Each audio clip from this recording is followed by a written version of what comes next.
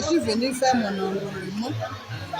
C'est avéré qu'il y a quelqu'un qui vote déjà pour moi à la CICOJ terminus. Et je n'ai jamais eu à voter. Je ne me suis jamais enrôlée sur aucune liste électorale. Mais cette année, je vais faire mon enrôlement. C'est avéré qu'il y a quelqu'un qui vote à ma place. Donc, je voulais connaître cette personne qui vote à ma place. Parce que cette année, je dois voter. Donc, vous êtes déjà fait enrôler tout à l'heure? Je me suis fait enrôler. Mais on refuse de prendre ma photo et mes empreintes. Mais ils n'ont pas pris les empreintes? Ils n'ont pas pris mes empreintes. Ils n'ont pas pris ma photo. Et on me dit que je suis déjà enregistrée sur la liste électorale. Pourtant, je n'ai jamais fait. C'est ma première fois de faire ça aujourd'hui. Maintenant, la personne qui vote à votre place, elle a le même nom que vous? Même moi, c'est le même nom. Même nom. Mais vous n'avez jamais voté? Je n'ai jamais voté. Mais tout à l'heure, ils vous ont enregistré? Ils m'ont enregistré. Et on me dit que je vote toujours, donc on ne prend pas ma photo. Je ne vais pas mettre mes empreintes. Merci beaucoup. Oh, je vous remercie. Je parle en tant que député RADP. Voyez-vous, il y a quand même plusieurs étapes dans cette histoire. Il y a le manque d'engouement, ce n'est pas la première fois. Voilà, d'abord même l'élection présidentielle, qui est une élection capitale. C'est seulement en 2010 qu'il y a eu vraiment on va dire un fort taux de participation.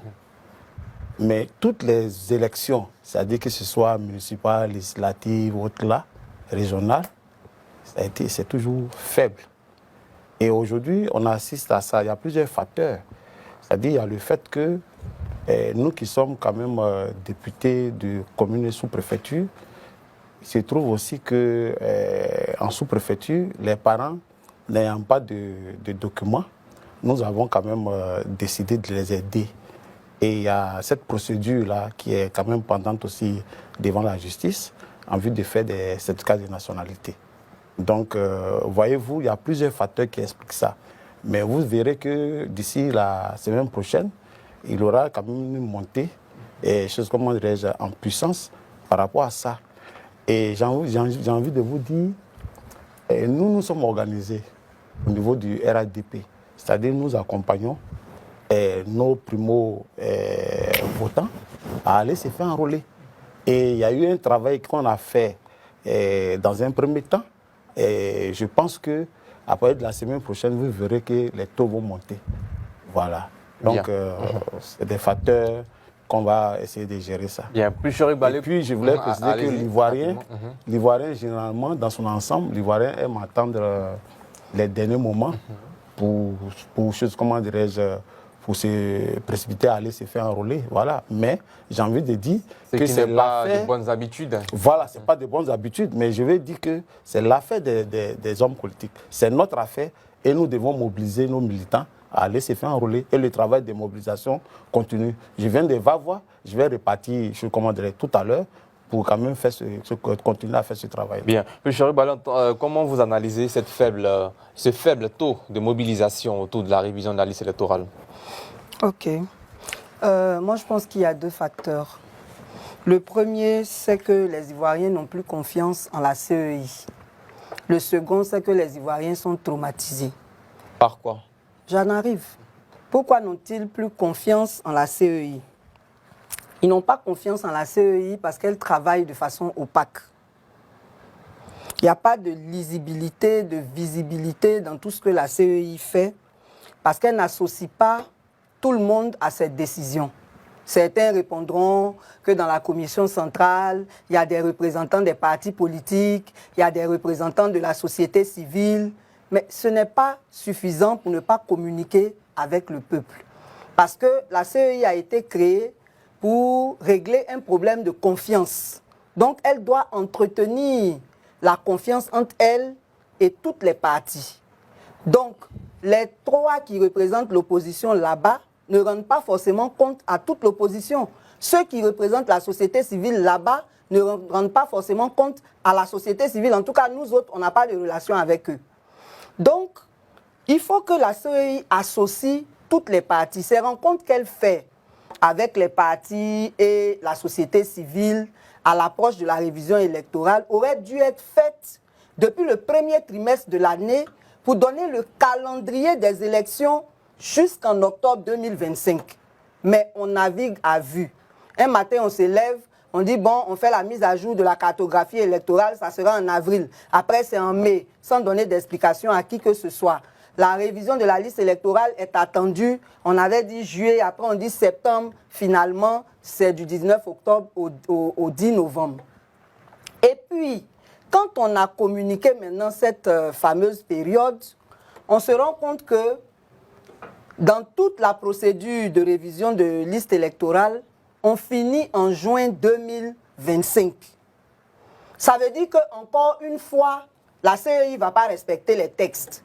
L'article 6 du Code électoral recommande une révision annuelle. De façon unilatérale, la CEI décide de le faire à cheval sur 2 années et c'est ce qui est en train de se passer encore. Parce que quand on va publier... Mais le taux de la mobilisation des Ivoiriens, est-ce que, comme vous voyez, ça permet... C'est tout ça qui ne met pas les Ivoiriens en confiance. Mais hier, même sur ce même plateau, l'honorable Assalé Tchimoko a dit, et vous, comment vous répondez à sa réponse, que si les Ivoiriens ne s'intéressent pas au processus normal que la révision se fasse chaque 2 ans, par exemple? Ça, c'est son avis. C'est son avis et quel que soit ce qui va être décidé, ça doit être acté dans des textes. Si on décide qu'on le fait tous les 2 ans, étant donné que les gens n'ont pas d'affluence, mais on le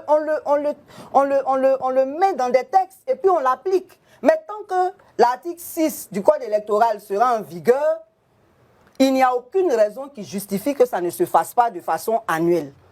Parce qu'effectivement, si les gens faisaient des bilans de leur travail, ils auraient mis en lumière tout ce qui ne va pas et en fonction de ça, de nouvelles décisions auraient été prises. Si le code électoral doit être modifié, il aurait été modifié. Donc, tant qu'il n'est pas encore modifié, il ne s'agit pas de prendre des avis, il s'agit d'appliquer des textes.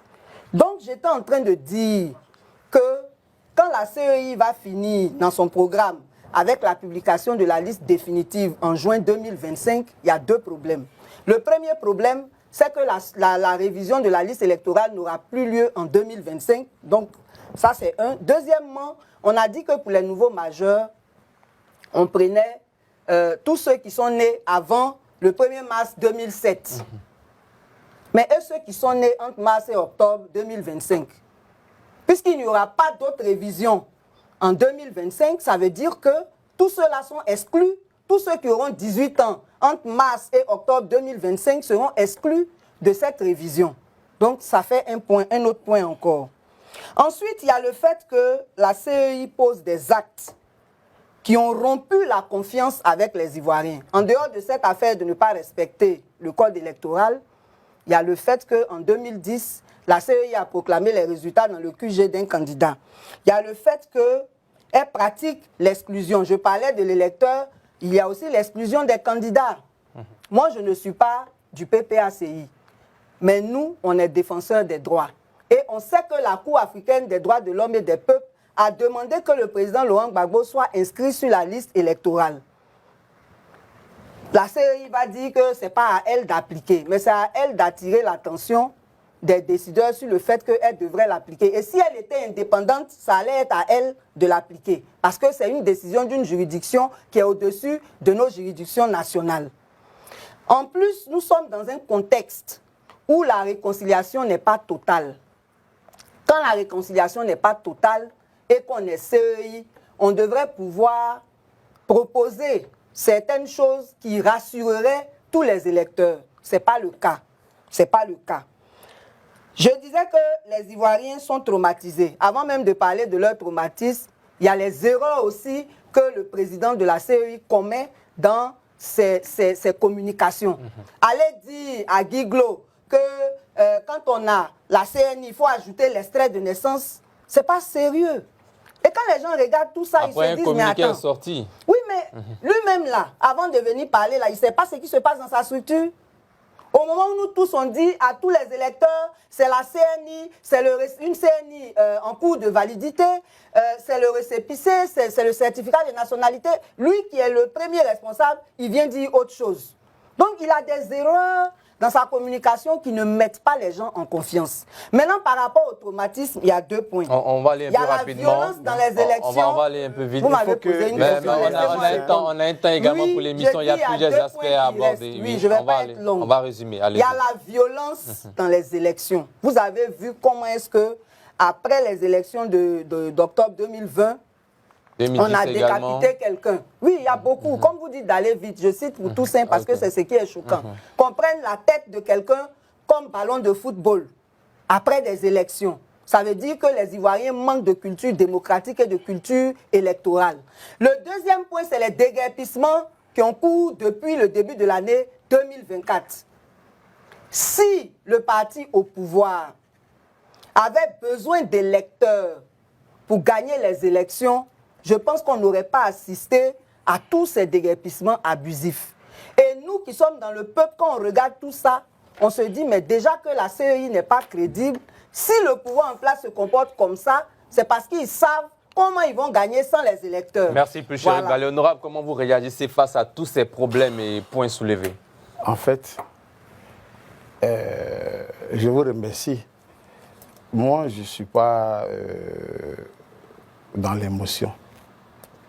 Bon, quand on parle d'une CEI où on n'a pas confiance, bon, alors que la même CEI là. C'est CEI. Oui, la même CEI là, c'est celle qui a organisé toutes les élections. Même ceux qui sont députés comme moi à l'Assemblée ont eu à gagner des élections avec cette commission électorale. Voilà. Et au moment où je vous parle là, nous tous là, partis politiques, nous sommes tous sur le terrain. Voilà. C'est-à-dire, c'est elle est dans sa bulle. Hein. C'est elle ici qui est vraiment dans sa bulle. Et moi, je dis, elle s'est fait comme la porte-parole des partis politiques. Vous voyez, il y a des choses au niveau des partis politiques, c'est eux qui doivent quand même porter cette voix. Mais j'ai l'impression qu'on confond tout. Société civile, on se cache derrière la société civile pour porter des coups, au parti au pouvoir. Moi, je dis non. Quand on me parle de choses, les choses, le manque de confiance à le manque de confiance. Mais si elle veut travailler comme société civile à la commission électorale, qu'elle fasse la démarche pour travailler, pour que, bon, elle apporte toute son énergie là-bas. Mais pour le moment, c'est le dialogue politique, le dialogue politique qui a mis cette commission électorale en place. Et chaque fois, la porte n'est pas fermée au niveau du dialogue politique. On peut améliorer certaines choses. Quand on me parle, par exemple, des propos extraits de naissance, plus CENI, ça a été quand même, rectifié. Violence dans les élections. Mais quand il y a une décision de justice qui est là, par exemple, c'est une décision de justice que ça dépend des positions qu'on a. On peut dire que, les décisions de justice n'ont rien à voir avec les positions. Je viens. Quand la décision de justice par rapport à l'inscription de Laurent Gbagbo sur... De la Cour africaine des droits de l'homme et des peuples. Je viens. Là, c'est notre justice qui a pris une décision, ici, dernièrement. Et c'est cette décision-là qui empêche Gbagbo d'être candidat sur la liste électorale. Mais il y a les recours, il y a les voies de recours. Elle a parlé de violence. Mais quand j'entends certains opposants parler ils disent souvent qu'on va passer par tous les moyens pour inscrire Laurent Gbagbo sur la liste électorale, on fera tout. En fait, les menaces, mais c'est créer les conditions de la violence aussi. Parce que quand on parle de violence là, c'est nous les hommes politiques, c'est nous qu'on appelle société civile là, de par notre prise de position, c'est nous qui, petit à petit, alimentons les choses pour créer, cette violence-là. Et aujourd'hui, je dis que la Côte d'Ivoire n'a même pas besoin des menaces, des violences. Non, on est très loin de ça aujourd'hui. Et il y a un cadre pour ça. Et le cadre là, c'est un cadre politique. C'est qui n'existe pas. Qui existe. Peut-être qu'il n'existe pas pour vous, C'est mais pas qui une existe. affaire de Bien. pour moi. Non, pour vous. Il est où? Dites-nous, c'est quoi ce cadre? Le cadre du dialogue politique, Le c'est dernier dialogue politique a eu lieu en 2022. Mais quand actuellement, il n'y a plus de dialogue depuis mars quand 2022. on en a besoin, Mais on en a besoin depuis longtemps. Le président Bédi a demandé quand il est décédé. Mais fais la demande. C'est pas à moi de faire la demande. Mais fais la demande. C'est pas à moi. Non, puisque tu es le porte-parole, fais la demande. Alors, Oui, on va Cédric. poursuivre. Est-ce que vous voyez des initiatives citoyennes ou des actions concrètes qui pourraient relancer l'engagement des Ivoiriens pour l'inscription sur la liste électorale? Oui, forcément. Mais avant de répondre à cette question, je voudrais On répondre va aller un peu vite, on a 4 minutes pas me pour demander terminer d'aller cette vite. partie. Monsieur, je ne sais pas comment il s'appelle, l'honorable là. Drigonnet. Un peu de respect. Il a un problème. Sidic, un peu Il de est respect. honorable, il ne connaît pas son rôle. Non. Il dit que nous, on est dans les émotions. Il dit que nous, on parle Non, pour si- l'opposition. si vous ne connaissez pas mon nom, alors que merci. un député, Moi, quand il est je élu, Mais on va même répondre à la sous question. bannière d'un parti, On va non. répondre à la question. Voilà, Même je s'il Parce est élu qu'on a sous la que 3 bannière minutes d'un pour terminer. parti, On il ne est pourra pas député de la aborder. nation et il Mais est c'est honorable. censé Honorable. connaître Voilà. les Honorable. problèmes des tolérer ça. populations. Mais quel si elle ne Voilà. connaît pas mon nom, Donc, je si elle ne réponds- connaît pas mon nom, qu'elle me demande. Toutes nos excuses, Voilà. toutes nos excuses. Merci. Donc, je réponds à votre question. Répondez à la question. Je réponds Répondez à à la la question question. rapidement. C'est mal poli de ma Il part. ne de connaît sa pas part. son rôle. On a- il va Si vous ne n'importe on a connaissez- comment. 3 si vous ne minutes pour connaissez- terminer. Allez-y, si répondez. je ne connais pas mon nom, demande-moi mon nom. Les initiatives Alors. citoyennes existent. Toutes les ONG actuellement sont sur le terrain et pour la sensibilisation Et malgré pour tout, rien l'observation. n'avance. Non. Ça dit que cette sensibilisation-là, elle n'a pas été vite faite. Parce que depuis 2022, le taux d'abstention grimpe. Depuis 2022, le taux d'abstention grimpe. Donc, si depuis le premier trimestre 2024, la CEI nous avait donné un calendrier qui nous montre à l'avance les étapes qui allaient être faites et à quel moment, les gens s'organiseraient mieux. C'est seulement en fin septembre qu'on a annoncé que la révision commencerait le 19 octobre. Donc, c'est maintenant aussi que les gens se mettent en branle, tout le monde, pour aller parler aux populations, les exhorter à s'inscrire. Voilà, donc il y a aussi le temps qu'il faut pour rassembler aussi toutes les pièces, parce qu'avant qu'on annonce la période de la révision, les gens 23 n'étaient pas jours. certains des pièces qu'il faudrait. Tout le monde savait pour la CNI. On a maintenant Mais moins la de 20 CNI, jours. il y avait des difficultés pour avoir la CNI. Donc c'est heureux qu'on ait ajouté le récépissé et le certificat de nationalité. Mais il y a encore d'autres difficultés sur le terrain. Par exemple, pour changer les lieux de vote, on doit demander les certificats de résidence. Ça aussi, on aurait dû les faire gratuits, parce qu'il y a des commissariats qui se permettent même d'augmenter encore le prix de ces certificats de résidence pendant cette période Et de vous voyez révision. que ce n'est pas la faute à la CEI. Je n'ai pas dit que tout était de la faute de la CEI. Vous avez demandé pourquoi est-ce que les gens ne vont pas s'inscrire. Les gens ne vont pas s'inscrire parce qu'ils n'ont pas confiance et parce qu'ils sont traumatisés. C'est ce que j'expliquais. Bien. Voilà. Alors, honorable, un changement de lieu de vote également qui soulève des difficultés, comme elle a annoncé, Non, comment vous pas réagissez? quelle difficulté. En fait, c'est pourquoi j'ai dit que Un député qui ne connaît pas les difficultés des C'est populations. pourquoi j'ai dit sortons de l'émotion. C'est vous qui êtes dans l'émotion. Voilà. Nous, on Cédric, parle sur les faits. Cédric, Oui, honorable. moi, je suis député de Vava commune et sous-préfecture.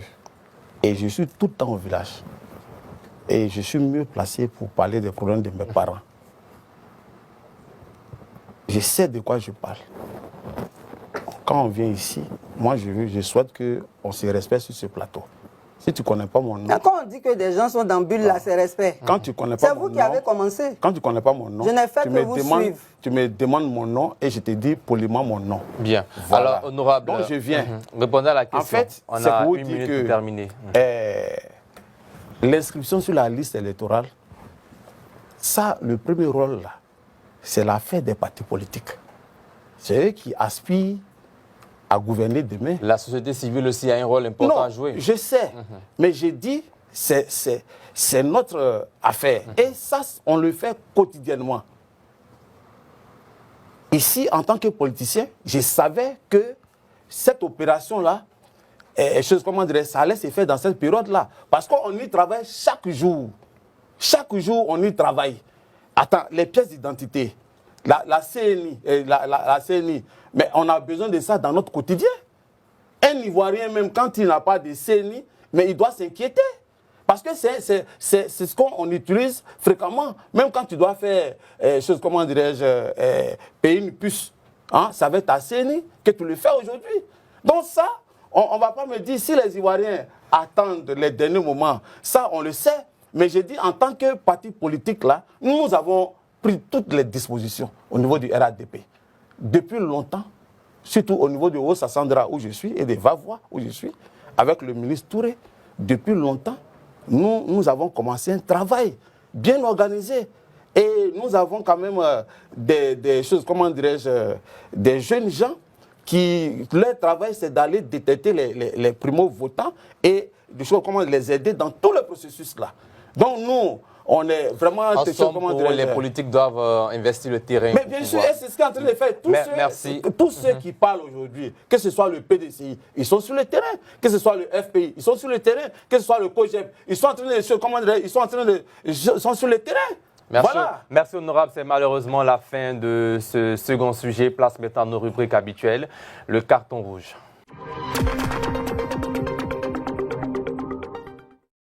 Voilà, nous sommes dans le carton rouge et le premier carton de cette émission avec Pulchéruc Balé.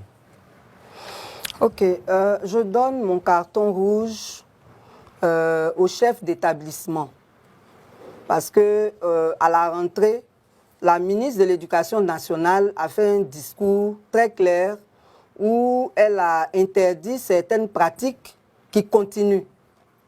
Au-delà des scolarités qui ont augmenté de façon exorbitante, au-delà aussi des livres qui ne sont pas uniformisés dans les établissements, que ce soit dans le public ou le secondaire, ou le privé plutôt, où chaque établissement a ses livres, ce qui crée beaucoup de problèmes aux populations. Il y a le fait qu'on a été saisi pour nous dire qu'il y a des établissements où on vend les emplois du temps. Ça là, nous on n'a jamais vu ça. Il y a des établissements où on vend les fiches de devoirs. Et il y a des établissements où on oblige les élèves à participer à des cours de renforcement qui sont en moyenne à 10 000 francs par mois. Et il y en a même qui se permettent, en plus des 10 000 francs par mois, de définir un montant encore par séance. Nous disons que dans ce contexte de cherté de la vie, il faut vraiment que la ministre prenne les dispositions pour assainir ce milieu-là, parce que les parents sont oppressés par la malhonnêteté de certains dirigeants d'établissements qui font de l'escroquerie à ciel ouvert, et cela ne garantit pas la gratuité de l'école dont on parle tant. Merci. Pulchéruc Balé, honorable réaction, 30 secondes sur ce carton rouge. Oui, bon, moi, ce qu'elles disent d'abord, ça laisse, il faut vérifier. Parce qu'il ne faut pas venir affirmer des choses sur le plateau devant les Ivoiriens sans preuve. Voilà, moi, si on n'avait pas de preuves, on ne parlerait pas. Non, mais ça, c'est dans la bouche, vous avez dit. Pas du tout. Mais tout ce que vous dites dans mes directs, je donne tous les détails. Apportez les détails. J'ai dit que... Mais on n'a pas assez de temps. Mais pourquoi vous n'avez pas apporté les détails? Si lui me donne le temps, je donne les détails. Voilà, Bien. parce qu'avec il me donne le temps, je donne les détails. Parce que c'est grave ce qu'elle dit. C'est grave aussi ce que vous dites. Il ne faut pas venir affirmer des choses ici. Un député, il n'est au courant de rien sur ce qui concerne le peuple. J'étais l'opprobre sur une ministre qui fait Quel intérêt j'ai à le faire? C'est ce que vous faites. Non. J'étais sur l'opprobre sur une ministre qui fait quand même mes épieds pour que l'école ivoirienne avance. Quand elle dit des choses, il faut qu'elle apporte quand même la preuve. Il ne faut pas venir affirmer des choses devant les Ivoiriens ici. Bien, merci, honorable. Maintenant, votre carton rouge. C'est quel député, ça là? Vous prenez le paninceau, vous montrez face à la caméra et vous faites votre carton rouge. Regardez là, cette caméra. Mon carton rouge, c'est vers tous ceux qui menacent, c'est-à-dire les menaces qui vont conduire à des palabres dans le pays. Il faut que l'esprit de paix entre les Ivoiriens, prôné par le président Alassane, puisse être le cheval de bataille de tout le monde ici. Et je pense que les menaces là n'apportent rien. C'est par le dialogue qu'on peut arriver, à gérer toutes sortes de situations. Bien. Pulchéruc Balé, réaction, si vous avez bien sûr. Oui, forcément. Il a bien dit et il a bien terminé pour dire que c'est par le dialogue qu'on peut régler toutes les situations. Mais pour que ce dialogue se tienne, il faut qu'il y ait un cadre. Et je le disais tout à l'heure, depuis 2022, il n'y a plus eu de dialogue politique. Tout le monde réclame ce dialogue, et l'opposition et la société civile, pour parler de tout ce qui ne va pas et qui pourrait garantir la paix dans le pays. Donc, il faut que le cadre, si je veux créer un parti politique, je n'aurai même pas besoin de votre permission. Voilà, créer un parti. Je suis société merci, civile. honorable. Vous allez... Non, toi, il faut créer le cadre. Vous allez rester... Je ne vais pas m'en cacher si j'étais merci, honorable. Tu ne l'assumes pas. Mais vous qui êtes un pourquoi tu te caches derrière merci, honorable. Vous faites honte. Merci. Malheureusement, c'est la fin du carton rouge. Place maintenant au chiffre du jour.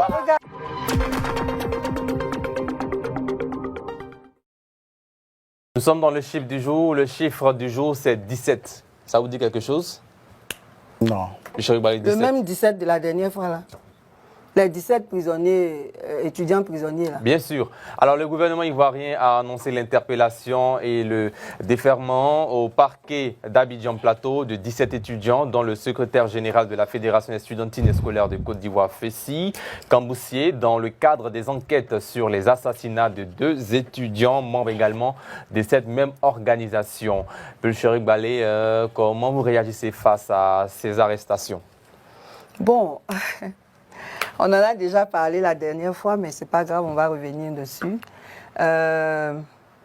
Nous pensons que si le gouvernement a décidé enfin de prendre à bras le corps ce problème de violence en milieu universitaire, c'est une très bonne chose.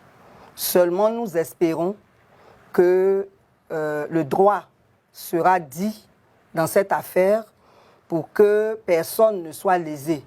C'est-à-dire, tant que la culpabilité de quelqu'un n'est pas prouvée, il n'est pas a priori coupable. Donc, on attend les résultats des enquêtes pour mieux juger de la situation. Ils ont certainement des indices ou des éléments qui leur ont permis d'arrêter ces 17 étudiants-là. Nous, c'est la suite qu'on attend. Bien. Honorable réaction sur l'arrestation des 17 étudiants membres de la FESI dans laquelle vous avez milité. Oui, mais c'est tout à fait normal après l'assassinat de 2 étudiants. C'était normal que le gouvernement réagisse et fasse l'arrestation des présumés coupables. Je pense que cette procédure qui est engagée là, si vous voyez que ça prend du temps, parce qu'il faut pouvoir quand même maîtriser tous les tenants et les aboutissants pour pouvoir communiquer sur la question. Je pense que nous tous, nous avons hâte à ce que la justice fasse son travail et on verra. Bien. Merci à vous, honorable Goïd Rigonebi Tian Faustin, dit Faya. Voilà, c'est la fin de cette émission. De la liste électorale. La team, je viens de vous mettre une compilation de vidéos ici sur la révision de la liste électorale. Nous venons d'écouter cette maman-là, qui peut être même ma maman. Cette maman qui dit qu'elle ne s'est jamais enrôlée dans la liste électorale. Jamais depuis que ça existe. Mais aujourd'hui, alors qu'elle allait s'enrôler, qu'est-ce qu'elle a constaté à sa grande stupéfaction? Elle a constaté qu'il y a quelqu'un qui était déjà enrôlé à son nom et qui votait pour elle. Et donc, elle a fait son enrôlement, mais on n'a pas pu l'achever parce qu'on a refusé de prendre ses empreintes, on a refusé de prendre sa photo. En bref, on a refusé de faire tout ce qu'il peut faire pour qu'elle puisse voter l'année qui vient. Donc, cette maman qui est là ne votera pas parce que depuis longtemps, on vote pour elle. Là, est-ce que vous savez ce que ça veut dire? Sachez que les dictateurs au pouvoir, dès l'instant que vous faites votre pièce d'identité, même si vous n'allez pas vous enrôler, vous êtes déjà compté comme un votant en leur faveur. Je vais me répéter. Les dictateurs en Afrique, dès l'instant que vous faites vos pièces d'identité, même si vous n'allez pas vous enrôler, vous êtes déjà inscrit comme un votant en leur faveur. C'est pourquoi vous devez vous enrôler. Parce que dès que ta carte d'identité sort, Ouattara écrit déjà dessus, voici mon votant. Que tu sois dans la liste ou pas, parce qu'on regarde tous ceux qui sont dans la liste, on regarde tous ceux qui ont les pieds d'identité, tous ceux qui sont dans la liste, on les met, tous ceux qui ont les pieds d'identité qui ne sont pas dans la liste, on les met tous en faveur d'Alassane Ouattara. C'est exactement ce que ça veut dire. Ça veut dire donc que vous devez aller vous inscrire. Comme ça, ça vous permet de contrôler même si vous êtes déjà dans la liste de facto. Donc vous devez aller vous inscrire. Vous n'allez pas rester comme ça. Non seulement c'est nécessaire, et pour moi, ça doit être obligatoire. Chacun doit assumer son rôle. On ne doit plus subir. On doit choisir qui est notre dirigeant. Qui va nous commander? Qui va gérer nos intérêts? Est-ce que nous sommes fiers? Est-ce que nous l'avons choisi? On ne peut pas rester là les bras croisés et se dire après que tout va bien. Donc la team, il est important que nous demandons à tout un chacun d'aller s'inscrire sur les listes électorales. C'est extrêmement important. Pour l'avenir du pays, pour ton avenir à toi-même, il faut que tu saches pourquoi tu choisis un tel candidat et pourquoi pas l'autre. Ceci dit les gars, partagez massivement les vidéos de la révision de la liste électorale. C'est vrai que nous aimons beaucoup les buzz, que les vidéos à buzz sont les plus intéressantes. Mais si nous voulons un véritable changement en 2025, le combat se passe d'abord sur la liste électorale. C'est après ce combat qu'on verra par la suite. Et les inscriptions sur la liste électorale ont été prolongées jusqu'au 17 novembre 2025. Mais c'est encore une stratégie politique d'Alassane Ouattara et de son groupe. Ils avaient mis le 10 novembre comme la fin, sachant automatiquement qu'ils allaient ajouter 7 jours, donc une semaine. Ah, la politique. Ils savaient que l'opposition allait revendiquer quelque chose, mais ils avaient prévu d'ajouter ne serait-ce qu'une semaine. Mais une semaine, ce n'est toujours pas suffisant. Ça veut déjà dire que s'ils ajoutent, ça veut dire qu'il y a une envie. Ça veut dire que comme le président de la CEI avait dit, s'il voit qu'en réalité, le peuple est intéressé, il va prolonger. Mais il a vu donc que le peuple est intéressé, il prolonge, mais ce n'est pas assez prolongé. Si vous gagnez plus à avoir le peuple inscrit et jouer son rôle, bah laissez-les même encore un mois de plus. Déjà que vous n'avez même pas donné un mois. Ceci dit la team, dites-moi ce que vous pensez par rapport à cette vidéo, on se voit pour une autre.